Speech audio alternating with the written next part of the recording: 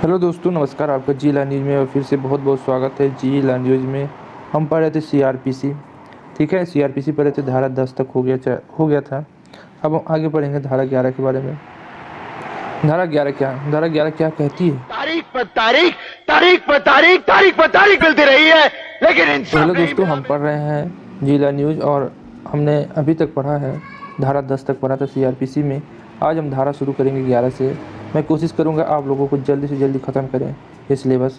जैसे धारा 11 में क्या है? न्यायिक मजिस्ट्रेट न्यायालय। बस इतना आप याद रखेंगे तभी आपका काम चल जाएगा। न्यायिक मजिस्ट्रेट न्यायालय, इसमें क्या होगा? प्रत्येक जिले में प्रथम वर्ग और द्वितीय वर्ग न्यायालय मजिस्ट्रेट, इनमें न्यायालय ऐसे स्थानों में स्थापित किए जाएंगे जितने और जो राज्य सरकार उच्च न्यायालय के परामर्श के पश्चात अधिसूचना द्वारा विनिर्दिष्ट हों। परंतु राज्य सरकार उच्च न्यायालय के परामर्श के पश्चात ही किसी स्थानीय क्षेत्र के लिए प्रथम वर्ग द्वितीय वर्ग के न्यायिक मजिस्ट्रेट या एक से अधिक विशेष न्यायालय किसी विशेष मामले या विशेष वर्ग के मामले का विचारण करने के लिए स्थापित कर सकती है। जो और जहाँ कोई विशेष न्यायालय स्थापित किया, जैसे मान लो इसमें न्यायिक मजिस्ट्रेट के बारे में बताया गया है। एक प्रथम वर्ग होता है, एक द्वितीय वर्ग न्यायिक मजिस्ट्रेट होता है। वो किसके, अगर कोई न्यायालय खुलेगा तो अपने मन से तो खुलेगा नहीं, वो विचार करेगा, विमर्श करेगा। किससे करेगा? तो जो हमारा उच्च न्यायालय होता है उससे विचार विमर्श करेगा। उसके पश्चात ही वो स्थायी न्यायालय, प्रथम वर्ग न्यायालय, द्वितीय वर्ग न्यायालय, न्यायिक मजिस्ट्रेट या विशेष न्यायालय, विशेष सत्र न्यायालय जैसा होगा उसके परामर्श के अनुसार ही कोई खोलेगा, अपने मन से नहीं खोल सकता है। और दूसरा पॉइंट हमारे क्या? ऐसे न्यायालय के पीठासीन अधिकारी उच्च न्यायालय द्वारा नियुक्त किए जाते हैं। और किसी भी न्यायालय का जो पीठासीन अधिकारी होगा वो उच्च न्यायालय द्वारा ही नियुक्त किया जाता है, ना कि इसे राज्यपाल राष्ट्रपति करते, उच्च न्यायालय द्वारा इसे नियुक्त किया जाता है। जो उच्च न्यायालय का मुख्य न्यायाधीश होता है उसे राष्ट्रपति नियुक्त करता है राज्यपाल की सलाह पे।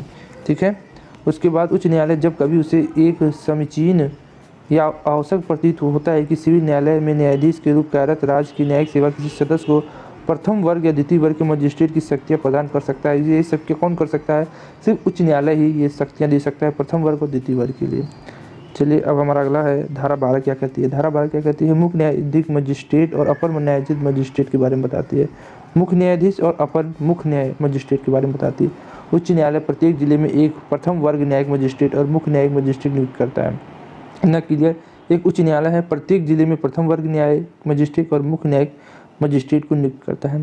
दूसरा पॉइंट क्या? उच्च न्यायालय किसी प्रथम वर्ग के न्यायिक मजिस्ट्रेट को अपर मुख्य न्यायिक मजिस्ट्रेट नियुक्त कर सकता है। उसे मजिस्ट्रेट को इस संहिता के अधीन तत्समय प्रवर्ती किसी अन्य विधि के अधीन मुख्य न्यायाधीश मजिस्ट्रेट की सब या कोई शक्ति जिनका उच्च न्यायालय, जैसे मान लो कोई उच्च न्यायालय है, वो प्रथम न्यायिक मजिस्ट्रेट और अपर न्यायिक मजिस्ट्रेट की नियुक्ति कौन करेगा?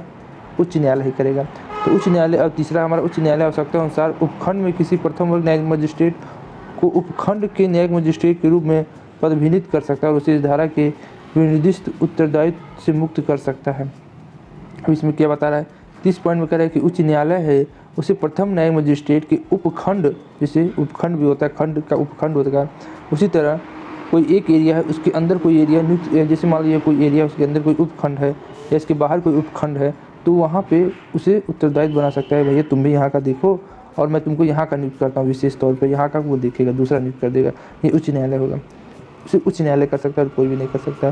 प्रत्येक उपखंड न्यायिक मजिस्ट्रेट को मुख्य न्यायिक मजिस्ट्रेट के साधारण नियंत्रण के अधीन रहते हुए उपखंड में न्यायिक मजिस्ट्रेट के काम पर पर्यवेक्षण या नियंत्रण की ऐसी शक्तियाँ भी होगी जैसे उच्च न्यायालय साधारण विशेष आदेश पर नियमित विनिश्चित करे और उसका प्रयोग कर सके। ठीक है। और उसके बाद धारा 13 क्या है? बस नियुक्त करना, कौन नियुक्त करेगा? बस उच्च न्यायालय ही सबको नियुक्त करेगा, बस ये बताया गया। 13 में क्या गया? विशेष न्यायिक मजिस्ट्रेट बताया गया। अगर विशेष न्यायिक मजिस्ट्रेट को नियुक्त कौन करेगा? तो राज्य सरकार उच्च न्यायालय में ऐसा करने की अनुरोध करती है। उच्च न्यायालय किसी व्यक्ति जो सरकार के अधीन कोई पद धारण करता है, जिसने कोई पद धारण किया है, किसी जिले में महानगर क्षेत्र में नहीं है, विशेष मामले में विशेष वर्ग मामले या साधारण मामलों के संबंधित द्वितीय वर्ग के न्यायिक मजिस्ट्रेट की संहिता द्वारा उसके अधीन प्रदत्त की जा सकती है सभी या कोई शक्ति प्रदान कर सकता है। इसमें राज्य सरकार अनुरोध करेगा उच्च न्यायालय से, अगर उच्च न्यायालय देखता है तो उसकी नियुक्ति कर सकता है, परंतु ऐसी कोई शक्ति किसी व्यक्ति को प्रदान नहीं की जाएगी जब तक उसके पास विधि मामले से संबंधित ऐसी अहिता या अनुभव नहीं है जो उच्च न्यायालय नियमों के। मान लीजिए राज्य सरकार ने कहा भैया इसको कर दीजिए, इसको कर दीजिए, मेरा चेला चपाटा सब कराएंगे, मगर न्यायालय उसके लिए आपको LLB पढ़ना पड़ेगा, 7 साल का आपका एक्सपीरियंस होना चाहिए, HGS में PCGS में आपको परीक्षा क्वालिफाई करनी चाहिए। अगर अनुरोध करता है तो उसके बाद वो कर सकता है अनुरोध। इसमें सरकार अपील कर सकती है, मगर उच्च न्यायालय जब उसकी अहर्ता देखेगा, एलएलबी किया है, ठीक है, या जो अहर्ता होती एलएलबी करेगा या उसकी परीक्षा में पास हो गया रहेगा, तभी उसको कर सकती है। गुजारिश वैसे नहीं कर सकती है विशेष वर्ग के विशेष न्यायिक मजिस्ट्रेट बनाने के लिए। ऐसे मजिस्ट्रेट विशेष न्यायिक मजिस्ट्रेट दूसरा पॉइंट है। दूसरा पॉइंट क्या है कि परंतु ऐसी कोई शक्ति किसी व्यक्ति को प्रदान नहीं की जाएगी जब तक कि उसके पास विधिक मामलों के संबंध में ऐसी अहर्ता अनुभव नहीं तो उच्च न्यायालय नियमों को निर्दिष्ट करती है। दूसरा क्या है कि ऐसे मजिस्ट्रेट विशेष न्यायिक मजिस्ट्रेट कहलाएंगे और एक समय में 1 वर्ष से अनधिक की इतनी अवधि में नियुक्त की जाएगी जितनी उच्च न्यायालय साधारण विशेष न्यायालय आदेश द्वारा निर्देश करेगा। इसका आदेश मान लीजिए 1 वर्ष से 1 वर्ष से अधिक भी हो सकता है, जितना उच्च न्यायालय कहेगा। वैसे तो 65 से 6 साल होता है, तो और उच्च न्यायालय में 62 साल तक होता है, 62-6, तो उस हिसाब से अपना नियुक्त करेगा, वो उच्च न्यायालय के ऊपर है। उच्च न्यायालय किसी विशेष न्यायिक मजिस्ट्रेट को अपनी स्थानीय अधिकारिता के बाहर किसी महानगर क्षेत्र के संबंधित महानगर मजिस्ट्रेट की शक्ति का प्रयोग करने के लिए सशक्त कर सकता है। ठीक है, जो चाहे उच्च न्यायालय दे सकता है। ये है हमारा धारा 14, न्यायिक मजिस्ट्रेट की स्थानीय अधिकारिता।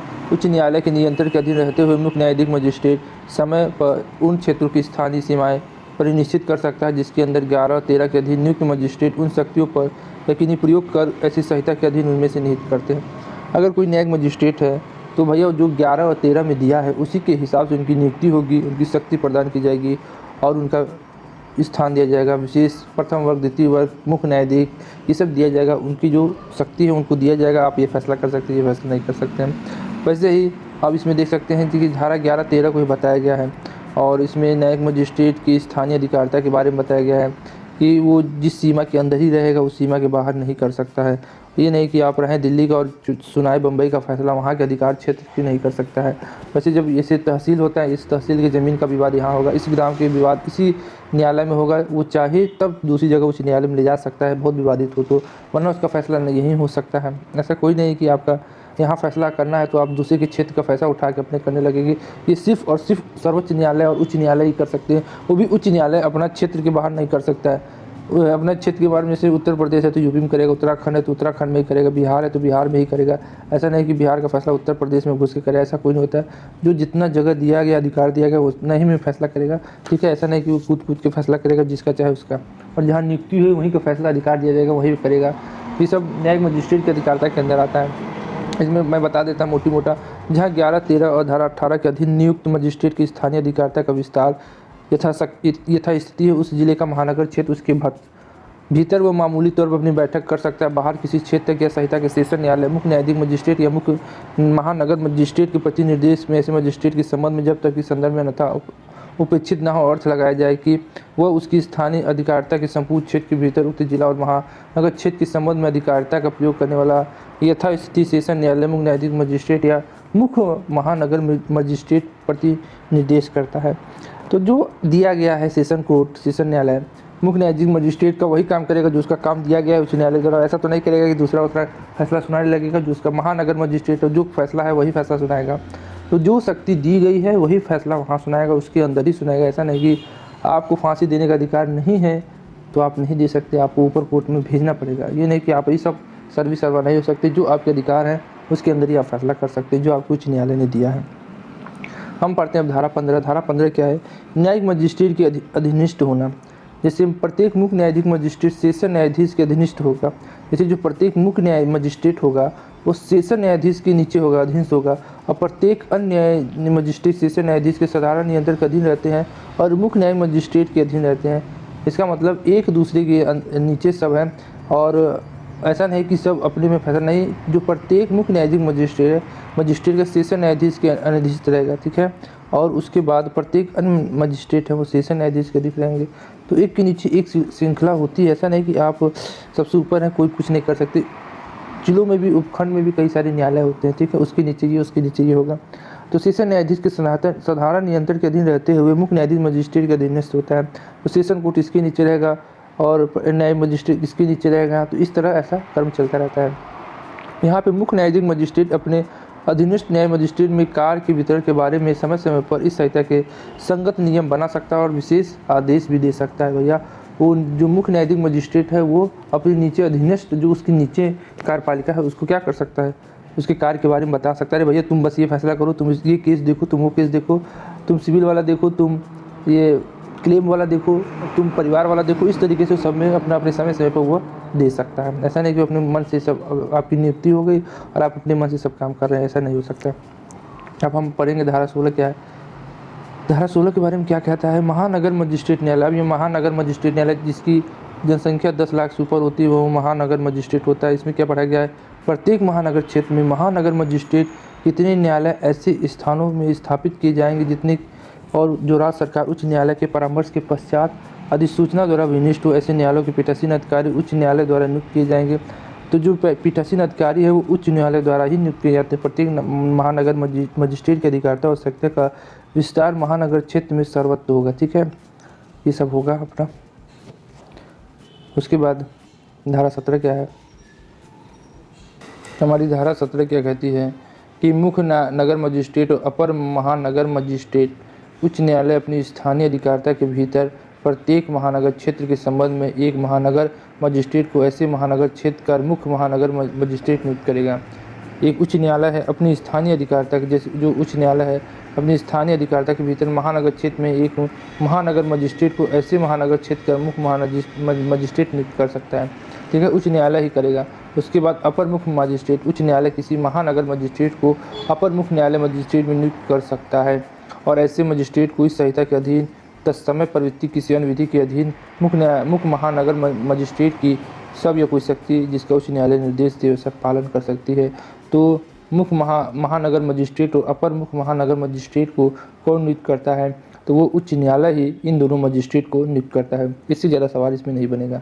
उसके बाद हमारा अगला क्वेश्चन क्या है, धारा 18 क्या है, विशेष महानगर मजिस्ट्रेट क्या कहता है। यदि केंद्र या राज्य सरकार उच्च न्यायालय को ऐसा करने के लिए अनुरोध करते हैं, केंद्र और राज्य सरकार ऐसा उच्च न्यायालय को करने के लिए अनुरोध करते हैं, तो उच्च न्यायालय किसी व्यक्ति को जो सरकार के अधीन कोई पद धारण करता है या जिसने कोई पद धारण किया है अपनी स्थानीय अधिकारिता के भीतर किसी महानगर क्षेत्र में विशेष मामलों के विशेष वर्ग के मामलों के संबंध में महानगर मजिस्ट्रेट की संहिता द्वारा उसके अधीनस्थ पदस्थ की जा सकने वाली सभी कोई शक्ति प्रदान कर सकता है। अगर राज्य सरकार और उच्च न्यायालय ऐसे विशेष महानगर मजिस्ट्रेट की अनुरोध करते हैं तब उच्च न्यायालय ऐसी प्रक्रिया करता है।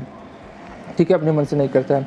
परंतु कोई शक्ति किसी व्यक्ति को प्रदान नहीं की जा सकती है जिसके पास विधि मामले के संबंधी कोई भी अनुभव या अर्हता नहीं।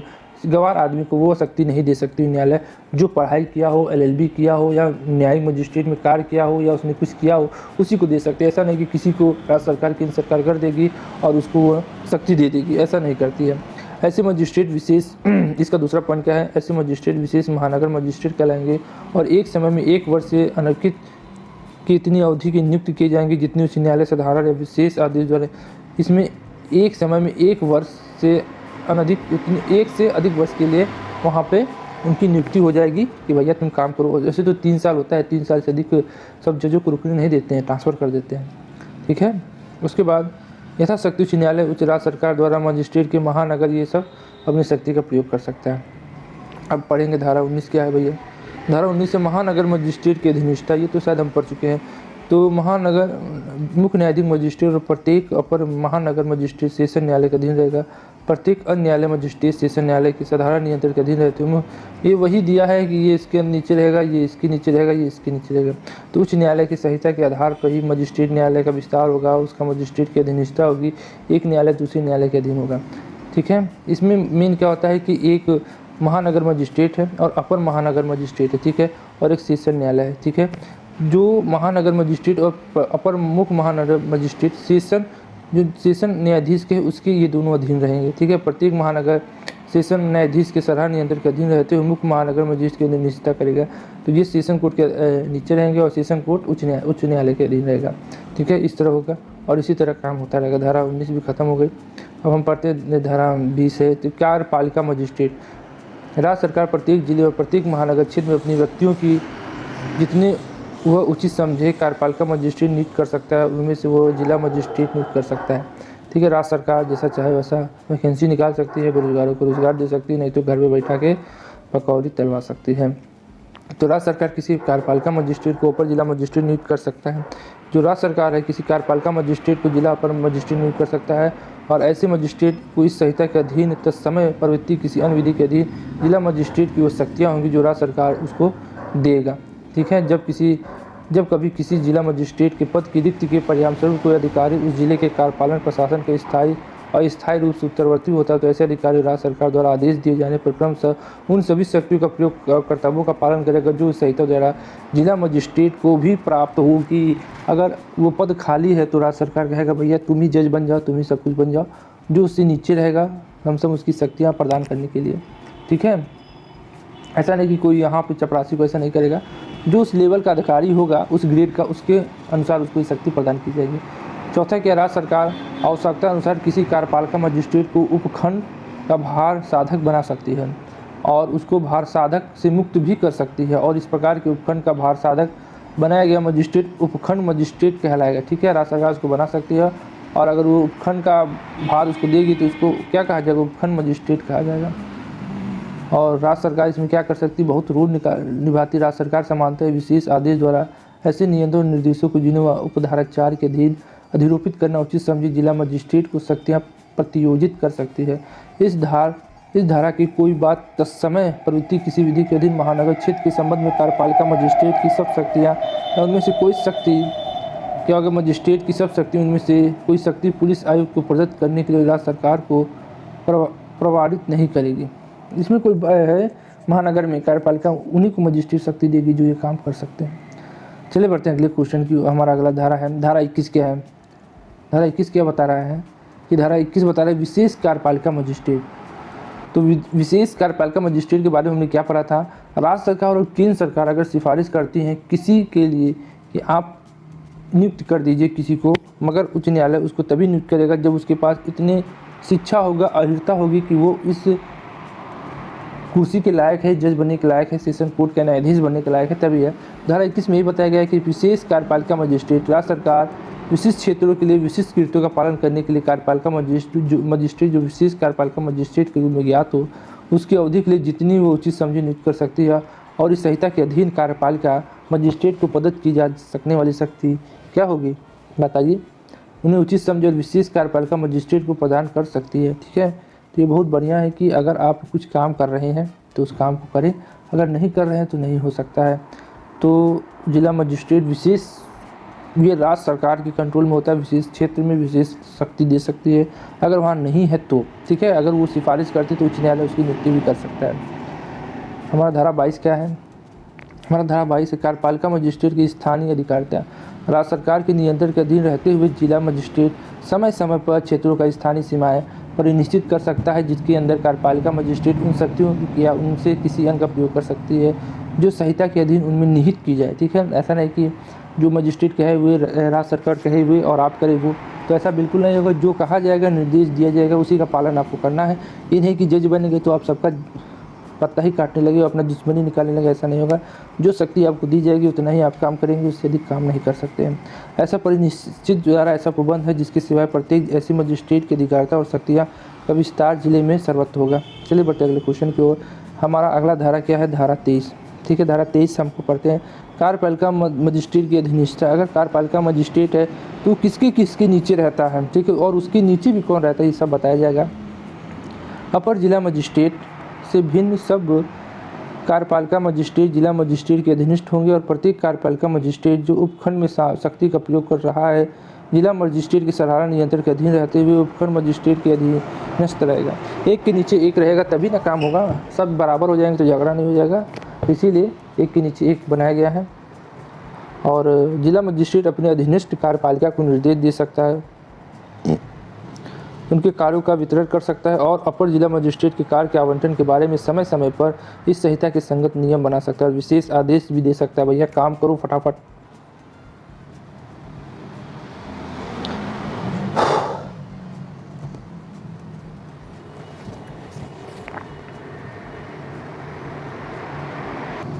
धारा 24 क्या होती है, लोक अभियोजक प्रत्येक उच्च न्यायालय के केंद्र सरकार या राज्य सरकार उच्च न्यायालय के परामर्श के पश्चात यथायथ स्थिति केंद्र या राज्य सरकार की ओर से उस उच्च न्यायालय में किसी अभियोजन अपील या अन्य कार्रवाई के संचालन के लिए एक लोक अभियोजक नियुक्त करेगा और एक या अधिक अपर लोक अभियोजक नियुक्त कर सकता है। केंद्रीय सरकार किसी जिले या स्थानीय क्षेत्र में किसी मामले या किसी वर्ग के संचालन के प्रयोजन के एक या एक से अधिक लोक अभियोजन नियुक्त कर सकता है। ठीक है। प्रत्येक जिले के लिए राज्य सरकार एक लोक अभियोजक नियुक्त करेगा और जिले के लिए एक या एक से अधिक अपर लोक अभियोजक या अपर लोक अभियोजक नियुक्त किया जा सकता है। परंतु एक जिले के लिए नियुक्त लोक अभियोजक या अपर लोक नियोजक किसी अन्य जिले के लिए भी यथास्थिति लोक अभियोजक या अपर लोक जैसे एक जिले में अगर नियुक्त किया जाता है तो मान लीजिए ऐसी स्थिति बन जाती है कि दूसरे जिले का भी खाली है तो उसका भी वह भार एक जिले का वो भाई संभाल रहा है, तो सरकार के पास ये खाली है तो इसका भी भार इसके ऊपर दे सकती है। तो इससे क्या हो जाता है कि मामला गड़बड़ हो जाता है। ठीक है। और देरी होती है सरकार को तो बस क्या करना, पैसा बचाना है और पैसा बचा के क्या करेगी। और इसी नहीं कि सरकार में जितनी भर्ती है उनको कंप्लीट करे और बेरोजगारी कम करे। इसमें बेरोजगारी चरम पे है और सरकार चरम पे बेरोजगारी में कुछ मदद नहीं करे और भगा रही है। तो ये बहुत ज़रूरी है कि आपको अपने जो सरकार के खिलाफ कोई भी सरकार हो प्रोटेक्शन करना चाहिए, आंदोलन करना चाहिए जिससे कि वो सुने और हमारा काम करे। बाकी अपना काम तो वो सब कर ही रहे हैं और हम लोग को अपना काम करना चाहिए। ऐसा नहीं कि मांगने से ही कुछ मिलेगा। ठीक है। हक और ये तो भारत का नियम है कि बिना मांगे कुछ मिलता नहीं है। तो बिना मांगे भीख नहीं मिलता, तो बिना मांगे नौकरी भी नहीं मिलेगी, वैकेंसी भी नहीं निकलेगी। तो आप लोग तैयारी कर रहे हैं तो जाइए सरकार से मांगिए और कहिए हम बेरोजगार हैं तो हमारे लिए जो वैकेंसी खाली है और जो पोस्ट खाली है उसको जल्दी से जल्दी भरा जाए और हम जो बेरोजगार हैं उनके खिलाफ जो इतना परेशानी झेल रहे हैं आप लोग उसका भी, तो बेरोजगारी से अच्छा तो आंदोलन करो, काम करो। जिला मजिस्ट्रेट सेशन चौथा पॉइंट है, जिला मजिस्ट्रेट सेशन न्यायाधीश परामर्श से किसी व्यक्ति के नाम या एक पैनल तैयार करेगा जो उसकी राय और जिले के प्रत्येक अभियोजन को अपर लोक अभियोजन नियुक्त किए जाने के योग्य है। ठीक है। जो योग है उसकी नियुक्ति होगी, जो ऐसा वैसा जो सही फैसला करता होगा, जिसका क्लीन चिट होगा, कोई दागी नहीं होगा, उसी की नियुक्त किया जाएगा। नहीं तो उसको ऐसी जगह भेज दिया जाएगा कि अपना देखे भाई काम। ठीक है। इसलिए सब अच्छा काम करना चाहते हैं। उसके बाद क्या है, कोई व्यक्ति राज्य सरकार या उच्च, ये पाँचवा पॉइंट है, कोई व्यक्ति राज्य सरकार या उसके अभियोजन के लिए अपर लोक अभियोजन नियुक्त नहीं किया जाएगा जब तक कि उसका नाम उपधारा 4 के अधीन जिला मजिस्ट्रेट द्वारा तैयार किए गए नामों में पहले में ना हो। अपने मन से बनेगा नहीं जब तक जिला मजिस्ट्रेट आपके नाम को बनाएगा नहीं। ठीक है। लिस्ट में नहीं रहेगा। उपधारा 5 में किसी बात के होते हुए भी जहाँ किसी राज्य के अभियोजन अधिकारी की नियमित काडर या राज्य सरकार के काडर गठित करने वाले व्यक्ति में से लोक अभियोजन और लोक अभियोजन की नियुक्ति करेगा। जब आपका लिस्ट बन जाएगा तभी आपकी नियुक्ति होगी। ऐसे थोड़ी ना होगा कि आपकी नियुक्ति हो जाए, ऐसा लिस्ट बनाए के हो जाता है। तो ये देख ले, अभियोजन अधिकारियों की नियमित का डर का अर्थ है अभियोजन अधिकारी को ऐसा काडर जिसमें लोक अभियोजन की पदोन्नति का प्रावधान हो, चाहे वो इस पद पर कोई भी नाम हो। ठीक है। उन्नति के लिए अच्छा काम करते हैं। अरे जैसे पुलिस में होता है 4 लोगों के एनकाउंटर करो तो दरोगा बन जाओगे, 10 लोगों को मारो तो इंस्पेक्टर बन जाओगे।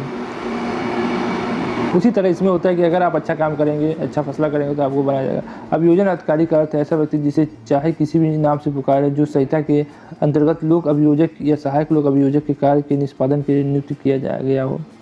7वां हमारा पॉइंट क्या है कि कोई व्यक्ति उपधारा 1, उपधारा 2, उपधारा 3, 6 के अधीन लोक अभियोजन या अपर लोक अभियोजन नियुक्त किए जाने के पात्र तभी होगा जब तक कम से कम 7 वर्ष तक अधिवक्ता के रूप में विधि व्यवसाय करता हो। जब 7 वर्ष आप कर लेंगे तभी HGS का फार्म भर सकते हैं और पेपर दे सकते हैं और तभी आप जज बन सकते हैं।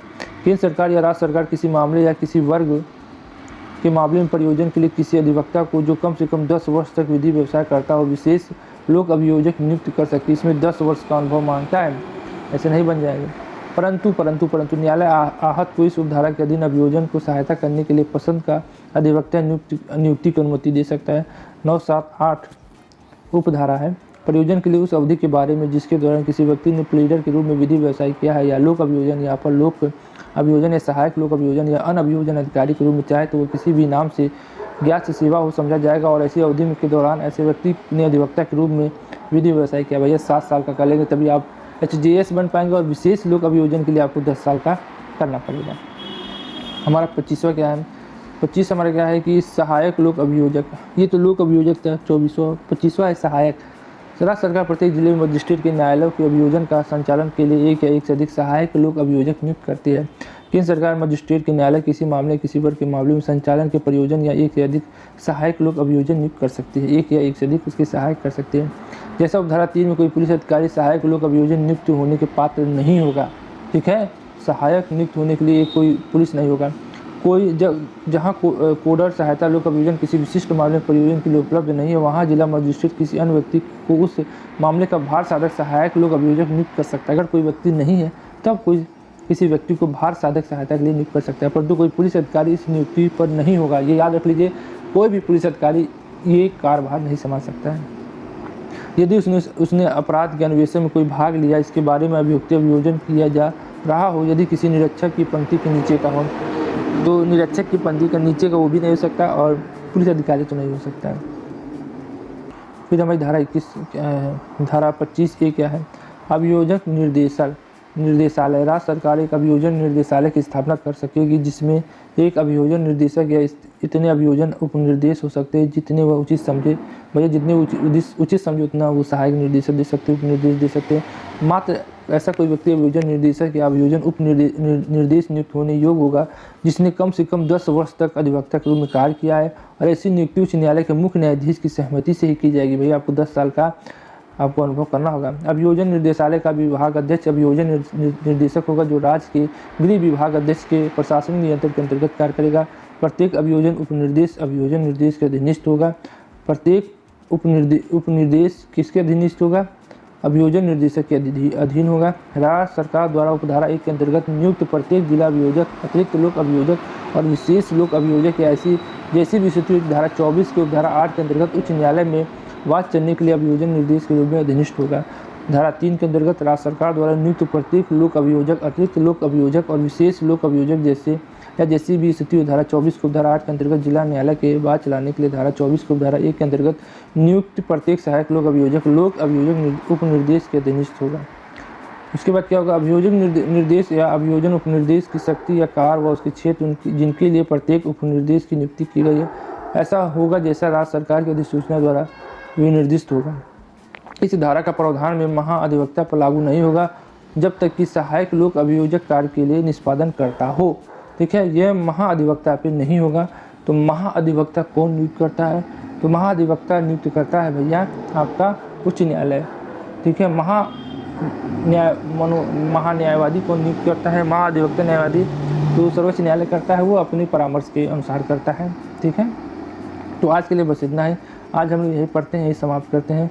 अगर आपको वीडियो अच्छा लगे तो हमारे वीडियो को लाइक से सब्सक्राइब जरूर करें और शेयर करें, और कम से कम इस पर 20-25 हज़ार लाइक बने। ठीक है, या तारीख, अगर आप उन्हें इंसाफ नहीं दे सकते तो बंद कीजिए।